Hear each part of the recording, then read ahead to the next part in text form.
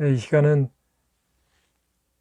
질의응답 시간을 좀 갖도록 하겠습니다. 몇 가지 질문을 제게 보내주셨는데요.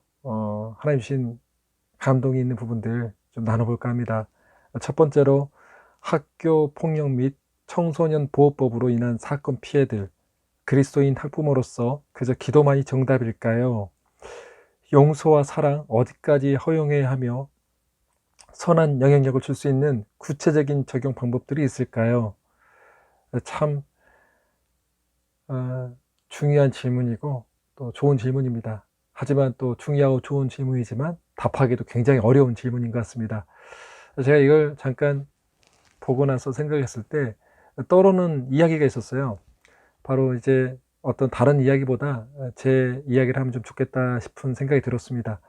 먼저는 제 아들 쌤에 관한 이야기인데요. 저희 쌤이는 어릴 때 7살까지 캐나다에서 태어났고 그쪽에서 킨더가든까지 다니다가 한국에 왔습니다. 한국에 와서 문화가 다르기 때문에 3년 동안은 저희가 홈스쿨을 시켰어요. 홈스쿨을 시켰던 이유가 문화적인 적응도 안 될 것이며 저희 또 주변에 있는 믿음의 선배들이 홈스쿨을 통해서 정말 좋은 우리 다음 세대를 키운 것을 목도했기 때문에 우리도 저렇게 홈스쿨을 해야겠다라고 이렇게 생각을 했었죠. 근데 할 수 없었던 이유가 캐나다에서는 이제 영어가 저희가 좀 실력이 아무래도 좀 부족하기 때문에 아이들을 교육할 수 있는 수준까지의 영어는 좀 사실 어려웠어요. 그래서 엄두를 못 내고 크리스찬 대안학교를 보낼 수밖에 없었는데 이제 한국에 오니까 한국에서는 학교를 좀 보내는 것보다 우리가 홈스쿨을 하자라고 생각을 했어요. 그런데 어느 날 봤더니 이제 초등학교 3학년 될 때까지는 저희가 이제 개인적으로 홈스쿨을 시켰는데 아이가 어느 날 울면서 기도하는 거예요. 왜 그러니 물어봤더니 학교 가서 친구들도 만나고 싶고 전도도 하고 싶다는 거예요. 저희가 이제 기도했죠. 기도했는데 저희 부부에게도 동일하게 아이를 학교에 보내라는 감동을 주셨어요. 그리고 또 저랑 사랑하는 동역자 선교사님이 세미의 어떤 방언 기도를 듣고 나서 통변을 해주시는데 이렇게 말씀해 주시는 거예요. 아들 세미가 이렇게 기도합니다. 베드로 같이 되고 싶어요. 하나님 복음을 전해서 3천 명, 4천 명 회개하고 하나님께 돌이키는데 쓰임 받고 싶어요. 이런 기도를 계속 올려드린다고 하는 거예요.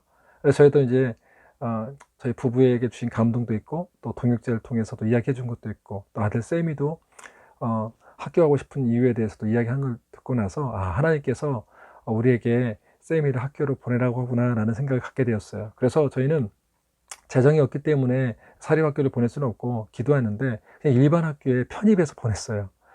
저희 집 앞에 있는 학교에 보냈는데 주변에 있는 분들이 다 반대가 심했어요. 재개발 지역이고 또 학생들도 좀 거칠고 또 생활 수준이 좋지 않기 때문에 위험할 거다. 차라리 홈스쿨을 하든가 아니면은 좀 무리해서라도 기도해서라도 저희들이 대안학교 교목과 선생으로 섬기면서 그걸 하면 어떻겠냐라는 그런 제의도 들어왔어요. 그런데 아무리 저희가 기도해도 그 일반 학교에 보내라는 마음을 주셨어요. 보냈는데 거기서 세미가 이제 어떤 일이 있었냐면은 학교 폭력을 처음 경험한 거죠. 왕따를 시키고 아이들이 싸우는 걸 본 거예요.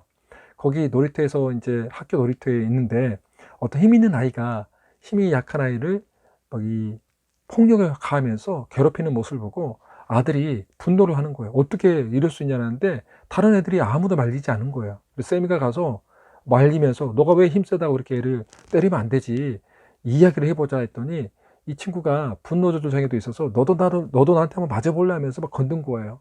그래서 세미가 이제 어떻게 했냐면은 일단 피했어요. 도망갔답니다. 열심히 도망가고. 근데 그 친구가 이리 와, 나랑 싸우자. 비겁하게 도망가냐 했더니 아니야, 난 너랑 안 싸울 거야 하면서 도망갔다는 거야. 그리고 도망가고 선생님한테 그 사건들을 이야기하고 또 제게도 와서 그런 이야기를 해줬어요. 제가 뭐라고 했을까요? 참 잘했다고 했어요. 어, 불의를 보고 가만히 있는 것보다 가서 같은 친구를 위해서 너가 가운데서 피스메이커, 화평케 하는 자로서 중재자 역할을 하는 거에 대해서는 참 잘했다. 사실 쉽지 않는 자리고 또 너가 이렇게 위해를 또 당할 수도 있는데 정말 참 잘했다고 먼저 칭찬을 해줬어요. 그리고 피하는 것도 참 잘했다. 무조건 싸우고 맞고 하는 것이 중요한 게 아니다. 피할 수 있으면 피하고 우리는 좀 지혜로워야 한다고 생각을 했습니다. 제가 이런 사건을 겪은 뒤고 나서 학교 폭력이 실제적이구나. 또 정말 왕따의 문화도 있구나라는 생각도 들었고요. 또 세미가 6학년 형들한테 캐나다에서 왔다고 많이 좀 왕따도 당하고 욕도 많이 먹었어요. 그때마다 제가 이랬어요.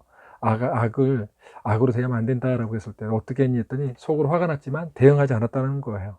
그리고 기도하고요. 그러면서 아이가 기도를 좀 많이 하더라고요. 기도를 많이 하고 또 실제적으로 기도 응답도 받게 하고요. 우리가 학교 폭력에 대해서 이야기할 때 먼저는 성경에서는 뭐라고 가르친가? 학교 폭력에 대응하기 위해서는 먼저 우리가 우리 아이들을 화평케 하는 자로 어떻게 하면 성장할 수 있을까라는 고민을 해봐야 되지 않을까라는 생각이 듭니다. 어느 날 저희 선교사 안식관에 있었던 곳에서 동네 아이들끼리 싸움이 붙었습니다. 저희 아들이 또 주변에는 저희 세미를 따르는 아이들이 참 많이 있는데 동네 아이들하고 잘 놀아주고 또 이해하기 때문에 작은 전도사라고 소문났어요. 동네 아이들이 참 많이 몰려다니거든요. 같이 꼬맹이들이 따라오고 세미가 이제 지금 중학교 2학년인데 밑에 초등학교 6학년부터 4학년, 3학년 다 오는데 어느 날 동네에서 싸움이 붙었어요. 또 싸움이 붙었는데 다른 동네에서 온 친구가 지금 이쪽 그룹에 우리 세미를 따르는 아이들의 그룹하고 싸움이 붙었는데 이 야구방망이를 들고 오기도 하고 이 어린애들이 굉장히 요즘 초등학생들도 심각한 것 같아요, 폭력이. 그런데 세미가 그 사건을 보면서 야 너희들 왜 그러니? 라고 물어보는데 이제 세미랑 가까운 동생들이 전부 다 다른 동네에서 온 친구를 욕하고 있으니까 자초지경을 좀 들어봐야겠다 생각이 들어서 그 친구 이야기를 들어보니까 그 친구도 억울할만 하네 라는 생각이 들었다는 거예요. 그런데도 일단은 또 잠깐 그 사이에 기도를 했다는 거예요. 하나님 어떻게 해야 됩니까? 우리 아이들이 싸우지 않게 해주세요. 동네 아이들이 싸우지 않게 기도한 다음에 가서 지혜를 구하고 그 분노하고 있는 아이한테 내가 이 동네에 형이야 나한테 이야기해보면서 차분하게 이야기했더니 그 친구가 억울하게 울면서 막 다 이야기해줬다는 거예요. 너무 억울합니다 형. 저기 애들이 먼저 자기를 놀렸기 때문에 너무나 분노가 나서 해볼 수가 없으니까 이 방망이를 들었다는 거예요. 그래도 너가 방망이를 들면 안 되지 하면서 잘 타일러서 보내고 그 다음 주에 왔을 때는 또 같이 어울리면서 놀 수 있게끔 만들어줬다는 거예요. 저는 그걸 보면서 제가 느낀 것은 뭐냐면은 우리 아이들도 이렇게 피스메이커로서 기도 훈련과 정말 어떤 목적을 가지고 가야 되는지 폭력과 용서와 사랑에 대해서 포커스를 맞추는 것도 중요하지만 학교 폭력이 일어나든 또 어떤 일이 환경이 있든 간에 항상 화평케 하는 자로 키우는 것이 목적이 되지 않을까. 그러기 위해서 기도하고 또 용서와 사랑에는 먼저 받은 은혜를 나눌 수 있는 그런 것들을 실제적으로 좀 가르쳐주지 않을까. 용서한다는 것은 사실 내가 은혜를 입었다는 거거든요. 용서를 받아야 될 사람에게 내가 그 은혜를 가르쳐주는 거거든요. 너도 용서받을 자격도 없는 놈이지만 정말 용서를 받을 자격도 없이 그렇게 큰 잘못을 했지만 그럼에도 불구하고 내가 너한테 은혜란 게 무엇인지 가르쳐 줄 거야 라는 기회가 그럴 때 있는 겁니다. 참 어려운 부분이죠. 그리고 두 번째 또 질문이 보니까 N번방 사건을 통해 자녀들의 성가치관, 성경적으로 건강하게 심어줄 수 있는 방법은 무엇이겠습니까? 라고. 저는 N번방 사건이 무엇인지 한번 이렇게 인터넷에서 리서치를 해봤어요. 사실 잘 몰랐거든요. N번방 하길래 최근에 알았는데 이게 보니까 잠깐 요약한 위키백과에서 보니까 굉장히 충격적인 사건이라는 것을 알게 되었습니다. 남성이 여성을 노예처럼 부리고 성적인 착취와 학대, 감히 어떻게 상상하지 못하는 일들을 좀 많이 했네요. 근데 사실 이 원인을 제가 쭉 살펴보니까 이게 돈에 관련이 있었습니다. 돈벌이가 되니까 남성을 여성을 노예화시켰고 또 돈이라는 미끼를 통해서 그 여성도 그런 아주 수치를 당하고 또 상상하지 못하는 그런 학대를 받게 됐어요. 이런 부분에 대해서 남성이 여성을 노예처럼 부리고 야 너도 돈 때문에 이런 일을 하니까 내가 너를 부려먹는 것은 정당한 거야 라는 이런 엄청난 잘못된 성적인 성인지 감수성이라죠. 잘못된 너무나 타락한 말도 안 되는 이런 일들을 벌이고 있었습니다. 이건 결국 세계관의 문제거든요. 성과 돈과 결혼, 하나님의 하나님이 주인 된 삶은 어떻게 이런 세계관으로 성을 바라보고 돈을 바라보고 결혼을 바라봐야 되는가 하는 교육이 참 필요하다고 생각합니다.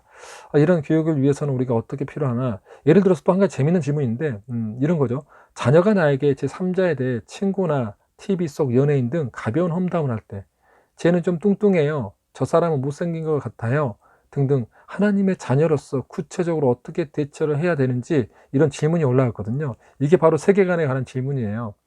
우리 이런 자녀들이 이렇게 뚱뚱하다, 못생겼다, 쟤는 뭐 노래를 잘한다, 못한다 이렇게 어떤 기준을 가지고 이야기를 한단 말이에요. 이럴 때 우리가 부모로서 해줄 수 있는 부분은 뭐냐면은 바로 하나님이 그 아이를 어떻게 보는지, 하나님이 노래를 잘 부른다 할 때 노래를 잘 부른다는 것이 무엇인지를 가르쳐 줄 필요가 있다는 것이죠. 예를 들면 이런 겁니다. 뚱뚱하다 또 왜소하다는 기준이 뭐예요? 그 기준은 TV가 정해준 거예요. TV가 얘는 뚱뚱해, 얘는 빼빼대, 그래서 못생겼어. 못생겼다는 기준도 사실은 TV가 또 사회적 기준에 따라서 바꿔지는 거거든요. 미인도 시대마다 다 다르잖아요. 미인의 기준이. 그런데 하나님은요, 그러잖아요. 하나님은 모든 자녀를 소중하게 여기거든요. 뚱뚱하든 왜소하든 키가 크든 작든 얼굴이 크든 작든 중요한 것은 하나님은 그 사람을 정말 소중하게 여긴다는 거죠. 기쁨을 이기지 못할 만큼 너무너무 행복하게 여긴다는 거죠. 우리가 이것을 가르쳐 줘야 된다고 생각합니다. 하나님의 기준 안에서 모든 사람이 얼마나 소중한지를. 그리고 노래를 잘한다는 것도 마찬가지예요. 노래를 잘한다는 것도 세상의 기준에서 어떤 음정을 잘 맞추고 우리가 듣기 편한 소리를 듣는 게 노래를 잘하는 게 아니라 하나님이 보시기에 정말 그 마음과 열정을 다해서 그 하나님을 노래하는 그 기쁨이 있잖아요. 기뻐서 흥얼대고 기쁨으로 이기지 못해서 하나님을 찬양하는 모습을 노래를 잘한다라는 그런 기준. 이렇게 우리가 기준이 바뀌어야 되는 것입니다. 우리가 얼마나 세상적인 기준에 따라서 그 잣대로 평가하는지 몰라요. 아이들이라면 당연하죠. 당연히 이렇게 볼 수 있는 거죠. 그렇기 때문에 우리가 세계관 교육이 정말 중요한데 세계관 교육의 가장 큰 중심이 뭐냐면 하나님이 기준이 돼야 된다는 거예요. 하나님이라면 어떻게 보실까? 하나님이라면 어떻게 생각할까? 이 사고의 기초를 우리가 계속적으로 가르쳐주는 교육을 해야 된다는 것입니다. 우리 아이들에게 또한 이런 성적인 것들 뿐만 아니라 어떤 이런 방금 말했던 것들, 우리 어떤 기준을 정하기 위해서는 보는 것이 그래서 중요합니다. 보는 것. 왜냐하면 보는 것대로 우리가 생각하고요. 생각하는 것이 우리 마음속에 오고요. 마음속에 있는 것이 우리의 말이 되고요. 이 말은 곧 우리의 행동이 됩니다. 그 행동은 우리의 습관이 되고요. 습관은 우리의 인격이 되고요. 그 인격은 운명이 된다고 마가렛 대처의 그 아버지가 그런 이야기를 했었는데 이 참 유명한 격언이죠. 정말 이거 성경적으로도 맞아요. 보는 대로 우리 생각한다는 거. 그 시작이 영적 전쟁의 시작이 바로 보는 것부터 시작하는 겁니다. 그래서 우리 아이들에게 N번방 사건을 통해서 우리가 좀 가르쳐 주시는 게 뭐냐면 보는 것의 중요성이에요. 항상 하나님을 볼 수 있는 그런 기회를 제공해 줄 수 있는 우리들이 되고 또 아이들에게도 보는 것이 얼마나 중요한 것인지를 이런 사건들을 통해서 가르쳐 줘야 된다고 저는 생각합니다. 또 이게 보니까 또 중요한 질문이 또 올라왔어요. 자녀가 비크리스찬을 배우자로 선택했을 때 기도하는 엄마로서 어떤 태도를 보여야 할까요? 이것도 결국 세계관의 문제예요. 믿는 자와 믿지 않는 자의 결혼은 사실은 성립할 수가 없어요. 혼인이라는 것은, 결혼이라는 것은 하나님 앞에서 하는 거거든요. 그런데 하나님 앞에서 한다는 그 기준이 분명하지 못하기 때문에 우리가 요즘에 이러죠. 혼인신고를 먼저 하고 결혼식을 나중에 하는 케이스가 있어요. 왜냐하면 혼인신고를 먼저 해야지만 아파트부터 해서 집을 얻기가 편하다는 거예요. 그래서 미리 다 구해놓고 그리고 나서 결혼식을 하면 된다라고 잘못된 생각을 하고 있는 사람들이 많은데 그거는 하나님 보기에 합한 방법이 아니에요. 하나님 앞에서 먼저 하고 그 다음에 순서가 있는 것이 먼저 나중이라는 것이죠. 어떤 것이 먼저냐 어떤 것이 나중이냐는 것은 분명히 지켜야 될 기준이 있다는 거예요. 그 기준은 누구 앞에서 서는 거예요? 하나님 앞에 서는 거예요. 결혼이 하나님 앞에서 세워진 제도라면은 분명히 하나님 앞에 믿는 자들이 서야 된다는 거죠. 이와 같이 신자와 비신자가 있다라면은 비신자가 결혼하기 위해서는 세례 받을 때까지 기다려줘야죠. 저는 이렇게 결혼 커플 상담을 참 많이 했거든요. 결혼 예비 커플과 또 신혼 커플 상담들, 특별히 위기에 처한 커플들을 많이 상담했는데 반드시 저는 이 부분에서 짚고 넘어갑니다. 비신자가 있을 때 믿지 않는다면 헤어져라 라고 솔직히 말합니다. 믿지 않는다면 한쪽 배우자가 믿지 않겠다면 그냥 헤어지는 게 낫다. 이거는 세계관의 충돌이 있을 거라고 어떤 세계관의 충돌이 있는지를 구체적으로 표현을 하고 가르쳐 줍니다. 아이들의 스마트폰 구매와 허용 범위는 어떤 기준으로 하는 것이 좋은가요? 참 어렵죠. 스마트폰 구매와 허용 범위. 스마트폰은요, 미국에서도 유명한 그 사람들 있잖아요. 유명한 전자기기, IT로서 많이 성공한 사람들도 자기 자녀들에게는 중학생 때까지 스마트폰을 주지 않는다고 합니다. 왜 그럴까요? 스마트폰을 주게 되면 중독성이 굉장히 강하거든요. 중독성이 강하다는 것은 우리 머리 뇌에 있는 전두엽이라는 게 있는데 전두엽은 우리가 창의적인 생각을 할 수 있는 부분이거든요. 그런데 스마트폰이나 미디어에 중독되면 이것이 기능을 하지 않아요. 그래서 19세까지는 우리가 이 창의적인 기능을 위해서 또 전두엽 발달을 위해서는 19세까지는 미디어 중독을 예방할 수 있는 것이 필요하거든요. 그런데 저희 저의 아들이 지금 현재 지금 중학교 2학년이고 딸이 초등학교 2학년인데 아직까지 스마트폰을 저는 주지 않고 있습니다. 스마트폰을 허용하지 않고 있고요. 사실 이제 첫째 아들은 제가 이 스마트폰을 중학교 때 가면 주려고 했었어요. 그런데 제가 중독 강의를 하고 중독에 대해서 연구를 하다 보니까 전두엽에 대해서 이런 판단을 해보니까 결국은 독이구나. 그러면 미성년자 때까지는 최소한은 안 줘야겠다라는 생각을 해봤어요. 그런데 저는 무조건적으로 이게 우리 제 아들과 대화를 할 때 이러니까 안 된다. 너 안 돼. 바로 하지 않고요. 같이 토론을 합니다. 제 입장에 대해서 이야기를 하고 부모를 너무 사랑하는데 이런 결과가 예측되는데 내가 너한테 이걸 주면은 너가 컨트롤 할 수 있다면은 좋겠는데 지금 컨트롤 할 수 있는 능력이 안 될 것 같다. 그래서 아빠는 너를 정말 사랑하고 보호하는 의미에서 이것을 좀 부분적으로 사용하면 좋겠는데 우리 집에 있을 때 좀 사용하고 또 미디어 기기나 노트북도 사용하면 되지만 너가 평상시에 갖고 다니다 보면은 아무래도 이것은 좀 아직은 너가 쓰기에 유용한 물건이보다는 유용하지 못한 데 쓰는 것이 더 많아질 것 같다.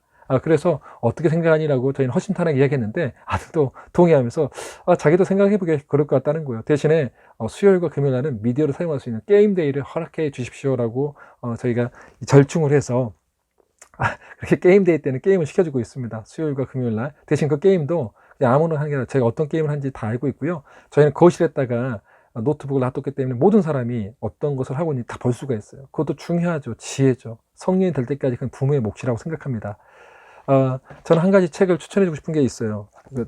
내가 정말 중독일까? 이 아주 얇은 책인데 여기에 보면 제가 방금 말했던 스마트폰에 관한 것, 성 중독에 관한 것들 정말 우리가 크리스찬 부모로서 어떻게 대처해야 되는지 어떻게 이야기해야 되는지 너무나 좋은 소스들이 많이 있는데 이 책은 제가 쓴 책은 아니에요. 제 동역자들이 쓴 책인데 정말 청소년에 대한 전문가들이 쓴 책이니까 이 책을 통해서 제 답변이 좀 이렇게 시원찮지 않고 좀 답답한 부분들이 좀 있었을 거예요. 그런 부분들에 대해서는 이 책을 좀 참조하면은 도움이 될 거라고 생각합니다.